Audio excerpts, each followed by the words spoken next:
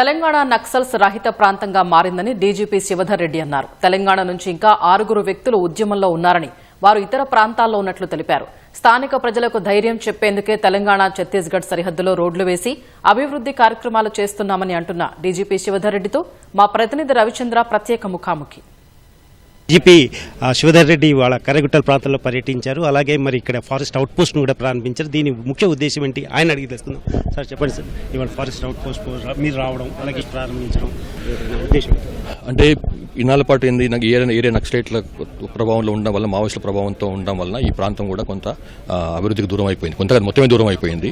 ఒక రోడ్ లేదు, ఒక లైట్ లేదు, ఒక బేసిక్ ఫెసిలిటీస్ గుడిసెలలో ఉన్న వాళ్ళకు, వాళ్ళ ఇళ్లలో ఉన్న వాళ్ళకు, గుడల్లో ఉన్న వాళ్ళకి బేసిక్ ఫెసిలిటీ లేదు. కాబట్టి దానికి ఇప్పుడు నక్సలైట్లు ఇక్కడ ఆల్మోస్ట్ అయిపోయింది, పూర్తి అయిపోయింది. కాబట్టి మన నెక్స్ట్ స్టెప్ ఏంటిది, ప్రజలు అడిగేది కదా, మీరు నక్సలైట్లు నిర్మూలించారు, మరి మా సంగతి ఏంటి అని అడుగుతారు కదా, అభివృద్ధి ఎట్లా అని. దానికోసం అని చెప్పి అట్లా రాకుండా ఉద్దేశంతోనే స్టార్టింగ్ ఒక రోడ్ వేస్తే, రోడ్ నెట్వర్క్ వేస్తే వాళ్ళకు మంచి అనుసంధానం అవుతుంది, లింక్ ఏర్పడుతుంది బయట ప్రపంచంతో. వాళ్ళకు ఎప్పుడన్నా అవసరం ఉన్నప్పుడు సౌదాలు తీసుకురావడానికి కానీ, లేకపోతే దవాఖానలు పోవడానికి కానీ పనికొస్తుంది రోడ్డు. ప్లస్ డెవలప్మెంట్లు చేసే వాళ్ళు ఎవరైనా ఉన్నారో ఇటు పక్క రావచ్చు, ఒక రోడ్ వస్తుంది, ఒక బస్సు వస్తుంది, బస్సులో పడి స్కూల్లోకి వెళ్ళిపోవచ్చు, స్కూల్కి పోయి రావచ్చు. గవర్నమెంట్ కూడా స్కూల్ ఏర్పాటు చేసే అవకాశం ఉంటుంది వాళ్ళ కోసం అని చెప్పి. సో ఇవన్నీ ఒకదానికి డెవలప్మెంట్ ముందుకు వస్తుంది కాబట్టి దాంట్లో ఫస్ట్ బీజం అన్నమాట ఇది. సో ఇది ఇక్కడ నుంచి డెవలప్మెంట్ యాక్టివిటీ మొదలవుతాయి.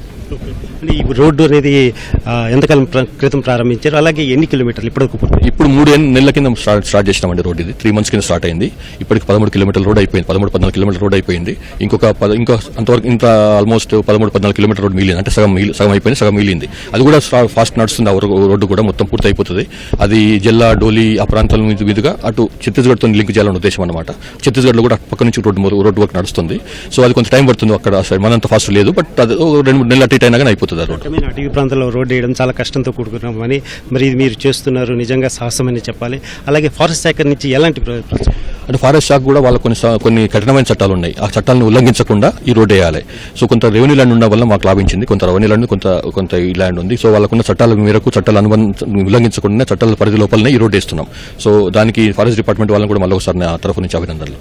రాష్ట్రం తరఫు నుంచి మావోయిస్టులందరూ లొంగిపెట్టినట్టు ఇంకా ఎంతమంది ఉన్నారు, మరి ఫ్రీ జోన్ గా భావించవచ్చు? అయిపోయిందండి, ఆల్మోస్ట్ మన తెలంగాణ మొత్తం ఫ్రీ జోనే.